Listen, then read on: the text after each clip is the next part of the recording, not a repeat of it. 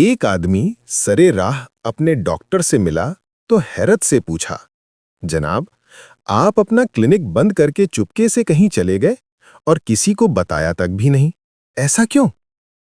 Doctor ने हैरत से कहा, नहीं तो, मेरा क्लिनिक तो अभी भी वहीं पर ही है। तुम्हें ऐसा किसने बताया? उस आदमी ने कहा, आपके क्लिनिक के नीचे चावल की दुकान वाले ने और उसके बराबर बैठे कसाब ने। डॉक्टर साहब सीधा उस चावल और कसाब की दुकान पर गए और पूछा, भाई, तुम लोगों और मेरे बीच में ऐसी कौन सी बात हो गई है कि तुम मेरे मरीजों को ऊपर मेरे क्लिनिक में जाने देने की बजाय बताते हो कि मैं यहां से क्लिनिक बंद करके कहीं और चला गया हूं? ऐसा क्यों कर रहे हो? उन दोनों ने कहा, डॉक्टर साहब, आप भी तो जो भी मरीज आता है उसे कहते हो कि चावल ना खाओ, बड़ा गोश्त ना खाया करो, इनसे एलर्जी होती है। अगर काम करना है तो मिलकर करते हैं, वरना दुकानदारी बंद होगी तो सबकी होगी।